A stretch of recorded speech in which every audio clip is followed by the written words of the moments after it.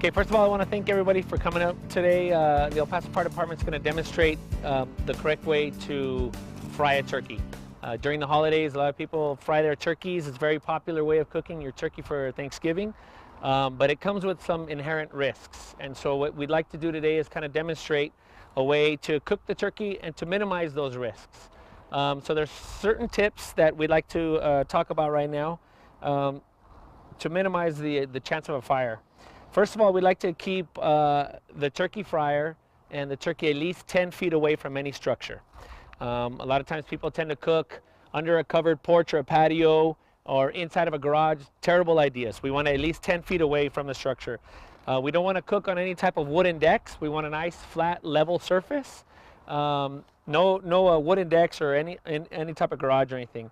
As far as the turkey goes, you got to make sure your turkey is completely thawed out. Never put in a frozen turkey. It needs to be completely thawed out and dried because the water or the ice that's on the turkey is not going to mix at all with the heated up oil. And so we are trying to prevent an overflow.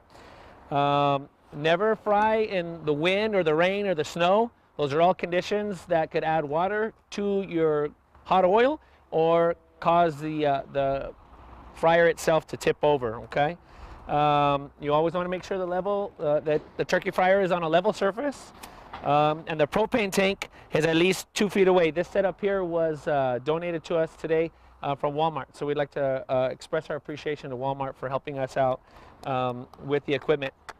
Thank you. So the next important thing to do is to properly measure your oil. If you don't properly measure the oil beforehand, you can get an overflow of the oil. We'll demonstrate that here in a second. We want turkeys to be fried that's around 12 pounds or less. Some of the fryers can go a little bit larger, but when you start talking about turkeys that are 17, 18 pounds, that's just too big for the fryers and it requires too much oil, and they don't cook as completely or fully either. When you're cooking, indoors or out, we don't want unattended cooking. So while something is frying, we always want you to be in constant connection with the turkey fryer and make sure that you're observing it at all times. So never leave it unattended. Don't overheat your cooking oil. We only need it to get to about 350 degrees to properly cook it. So you don't want to get it too high. So a commercially available fryer will have these thermometers, and you can also buy the thermometer itself to monitor how hot your oil is getting in the inside. Another great safety tip is when you're lowering the turkey into the oil after it's heated, turn your propane off.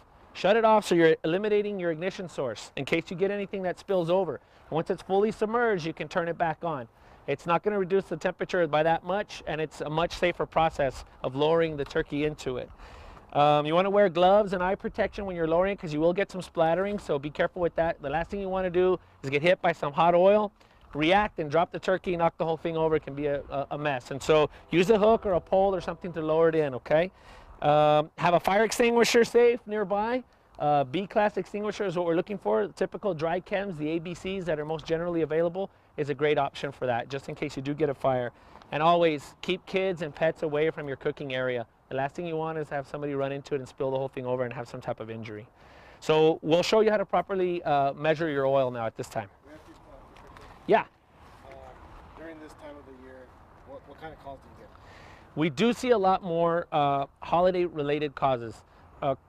So cooking, whether it's unattended cooking inside the home, turkey fries, electrical overuse fires because of overloaded electrical circuits due to Christmas lights, Christmas tree fires, and then also a lot of space heaters.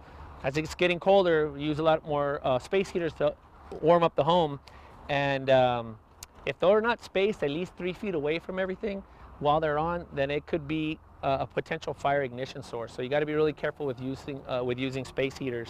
And then also your regular heater, make sure it's serviced by a professional and it's tested for carbon monoxide, because we do go to an increased number of carbon monoxide poisoning calls at this time of year also.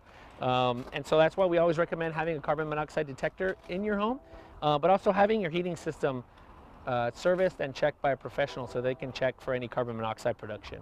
That's predominantly what we run on in the wintertime. Name and title. Yes, my name is James Sherfel. I'm a lieutenant with Community Risk Reduction, and that's with the Fire Marshal's Office with the El Paso Fire Department. Last name is S-C-H-A-E-R-F-L. Okay, we'll show the proper procedure here for measuring the oil. Oops. All right.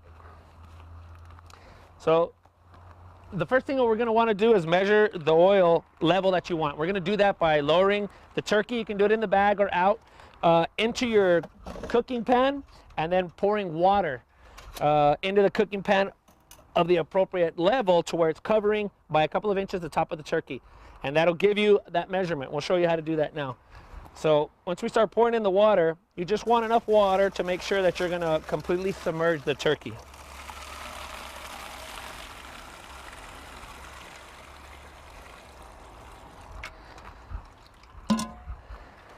Once you make sure you have enough oil in there to completely submerge the turkey, I'll add a little bit more to make sure there's enough to cover it all the way while it's cooking.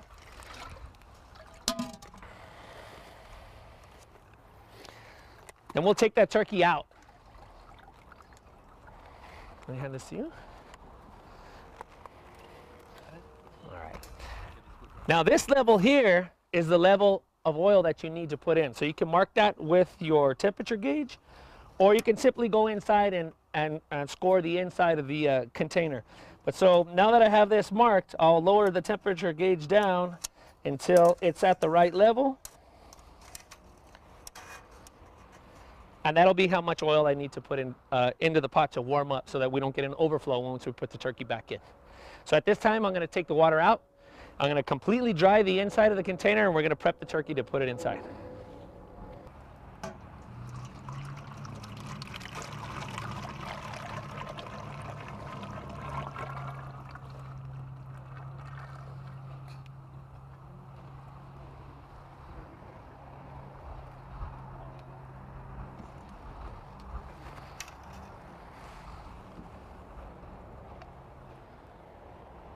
Well, for us it was perfectly 3 gallons. We have just enough to make it there. And that's going to be about the typical amount that you're going to need based on the weight of your turkey. All right, let's light this thing.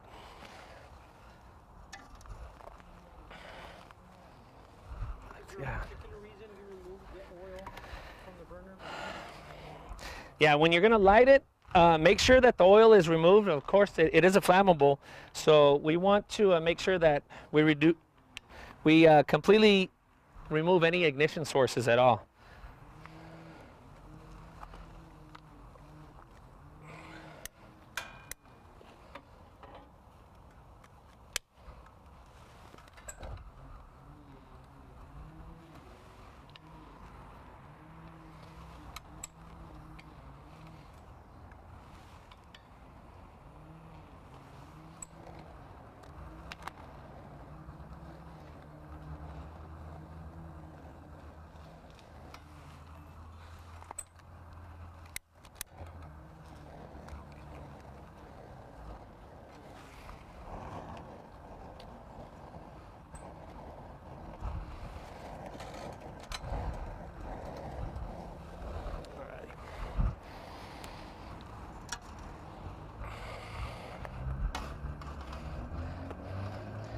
Now make sure you push down your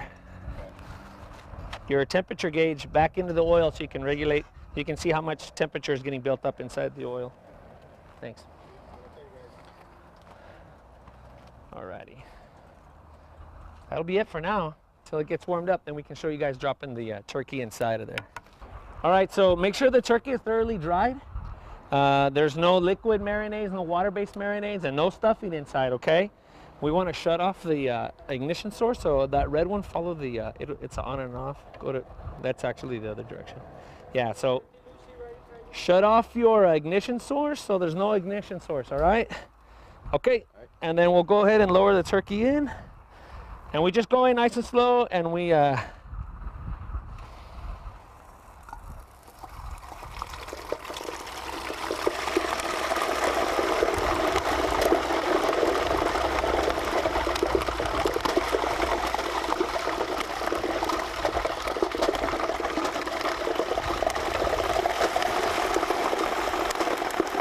you can see there's quite a reaction with the turkey, even though it's thawed and it's dried.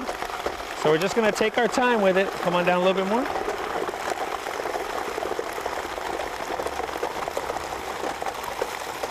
Hold it there for a second.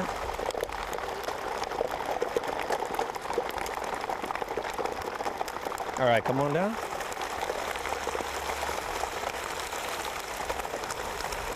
Can already smell fried turkey, dude. All right, Jay, let's lower it all the way down in there.